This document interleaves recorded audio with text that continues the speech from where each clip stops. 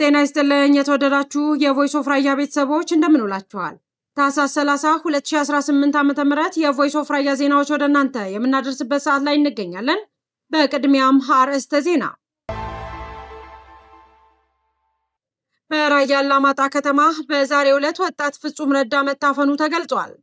የአፋር ክልል ፖሊስ በህገወጥ መንገድ ሊወጡ የነበሩ 8000 ገደማ ሰዎች በቁጥጥር ስር መዋሉን አስታውቋል። የራያ ወጣቶችም የህገወጥ ስደት ሰለባ መሆናቸው ይታወቃል።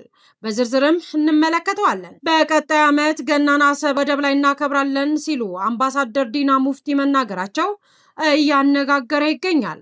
የሱዳኑ ጦር ወደ ኢትዮጵያ ድንበር የመስፋፋት አዝማሚያ እያሳየ ነው ስለመባሉንና ሌሎች ዜናዎች ይዘናል። እንድትከታተሉንም በአክብሮት እንጋብዛለን።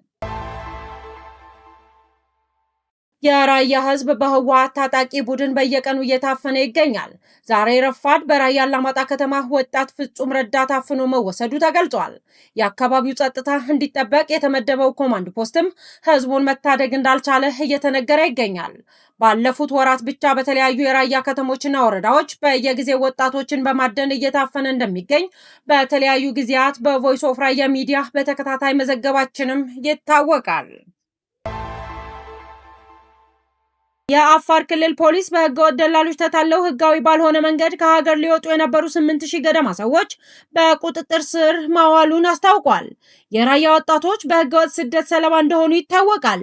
ባለፉት 6 ወራት ብቻ 7900 ሰዎች በህገወጥ መንገድ በአፋር በኩል ከሀገር ሊወጡ ሲሉ በቁጥጥር ስር መዋላቸውን የክልሉ ፖሊስ ያወጣው መግለጫ ያሳያል። የፖሊስ ኮሚሽነር ቤልኤ አህመድ በህገወጥ መንገድ ከሀገር የሚወጡ ሰዎች መነሻቸውና መድረሻቸው አፋር ክልል መሆኑን ሁኔታዎቹን አስቸጋሪ አድርጎብናል ማለታቸውን የክልሉ ፖሊስ በፌስቡክ ገጹ ባወጣው መግለጫ አስታውቋል። ቢሆንም የክልሉ ፖሊስ የዝውውር መስመር ናቸው ባላቸው ቦታዎች ላይ ቁጥጥርና ፍተሻ በማድረግ በህገወጥ መንገድ ከሀገር ሊወጡ የነበሩ የተባሉ ሰዎችን መያዙንም ገልጿል። በፖሊስ የተያዙ ሰዎች አስፈላጊውን እንክብካቤ ተደርጎላቸው በአፋር ክልል ወጪ ወደ መጡባቸው ከተሞች ተመልሰዋል ይላል መግለጫው። ኮሚሽነሩ በአብዛኛው የህገወጥ ዝውውር መነሻዎች ከአማራ፣ ትግራይና ኦሮሚያ ክልሎች መሆኑን ጠቅሰው በተለይ ከአማራ ክልል ጋር ሁኔታውን ለመቆጣጠር እየሰራን ነው ብለዋል። በቀጣይ ዓመት ገናን በአሰብ ወደብ ላይ እናከብራለን ሲሉ አምባሳደር ዲና ሙፍቲ ተናገሩ። የቀጣይ ዓመት ገናን በታሪካዊ የባህር በራችን አሰብ ወደብ ላይ በእርግጠኝነት እናከብራለን በማለት አምባሳደር ዲና በቲክቶክ ይፋዊ ገጻቸው ላይ በቪዲዮ የታገዘ መልእክት አስፍረዋል። አክለውም የኢትዮጵያ ህዝብ ህዳሴውን አይችልም እየተባለ አድርጎታል። የኢትዮጵያ ህዝብ አድዋን የሚያክል ጀብድ የፈጸመ ነውና ቀጣይ ዓመት ታሪካዊ ባህር በራችን አሰብ ወደብ ላይ እንመለሳለን በማለት ፖለቲከኛና ዲፕሎማት አምባሳደር ዲና ሙፍቲ እጅግ አነጋጋሪ የሆነ መልእክት አስተላልፈዋል። በዚህ ሁኔታ በኢትዮጵያና ኤርትራ መካከል ያለው የአሰብ ወደብ ውዝግብ ወደ ከፋ ቀውስ ሊያመራ እንደሚችል የፖለቲካ ተንታኞች በማስጠንቀቂያ ላይ ይገኛሉ። እንደ ግብጽ ያሉ ሀገራት ኢትዮጵያ በቀይ ባህር ላይ ወታደራዊ ወይም የንግድ መገኘት እንዲኖራት የሚደረገውን ጥረት በጥርጣሬ የሚመለከቱት ሲሆን ይህ ደግሞ በኤርትራና በኢትዮጵያ መካከል ያለውን አለመግባባት ይበልጥ ውስብስብ አድርጎታል ብለዋል። በአሁኑ ወቅት ሁለቱም ሀገራት በድንበር አካባቢ የጦር ዝግጅት እያደረጉ መሆናቸውንና የሚሰነዝሩት የቃላት ጦርነት በ2026 የጦርነት ስጋት እንዲያንዣብብ እንደሚችል ፎሬን ፖሊሲ ከዚህ ቀደም ባወጣው መግለጫ አመላክተዋል። ቀጣዩን ገና ምናልባት ታሪካዊ ወደባችን ላይ ልናከብር እንችል ይሆን? ምናልባት ምን ጥያቄ አለው? ለዚህ ዓላማ በእርግጠኝነት መስራት አለብን። ሊሆን የሚችልበት እድሉ ከፍተኛ ነው። ዋናው አንድ ላይ ሆነን በአንድ ቋንቋ፣ በአንድ መንፈስ፣ በአንድ ጉልበት፣ በአንድ እውቀት መንቀሳቀስ ነው። ለመላው የክርስትና እምነት ተከታዮች እንዲሁም ሌሎች ወዳጆች በሙሉ ነገ ለሚከበረው የገና በዓል እንግዲህ በዓሉ የሰላም፣ የፍቅር፣ የጤና፣ የመቻቻል የተቸገረን የምንረዳበት እንዲሆን እመኛለሁ። ታሪካዊ ባህር በራችን ላይ በቀጣይ ገና ልናከብር እንችላለን ነው። ትክክል። እንዲህ ምኞት፣ ይሄ ገንቢ ምኞት ነው። ይሄ ብሔራዊ ጥቅማችንን ለማረጋገጥ ያለን ጉጉት ነው የሚያሳየው። ይሄ ደግሞ ኢትዮጵያ ህዝብ የማያሳካው የለም። ህዳሴ ግድብን እኮ አሳካ አይሳካም ሲሉ ብዙ እንቅፋቶች ሰዎች ሲደቅኑ ነበራለን። ታዲያ እሱን ተራምደናለን እንደዚህ የደረስነው። ይሄ እኮ የአድዋን ድል ያሸነፈ የአድዋን እኮ ድል ያደረገ ህዝብ ብዙ ታሪክ ነው ያለው። አሁን ህዝብ አለ። ስለዚህ ይቻላል።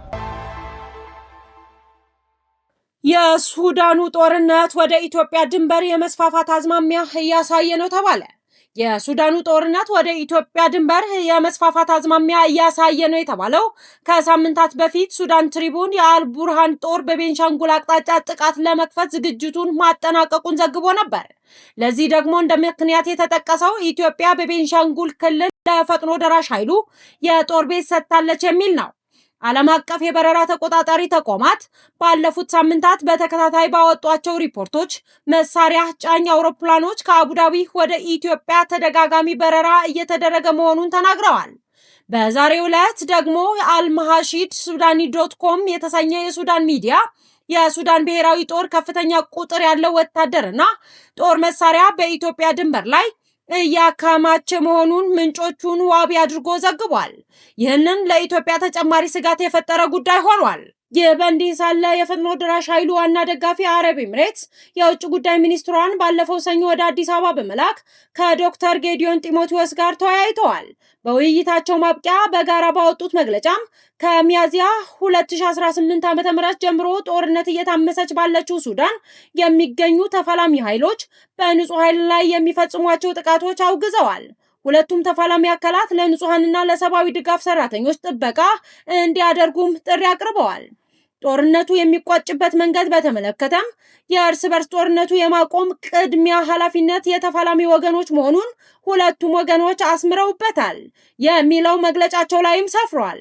በአስቸኳይ ወደ ዘላቂ ተኩስ አቁም የሚደረጉ የሰብአዊ ተኩስ አቁም ስለማድረግ አስፈላጊነት በመግለጫቸው ያነሱት ሁለቱም ሀገራት በመላው ሱዳን አስቸኳይ ፈጣንና ያልተገደበ ሰብአዊ እርዳታ አቅርቦት እንዲኖርም ጠይቀዋል።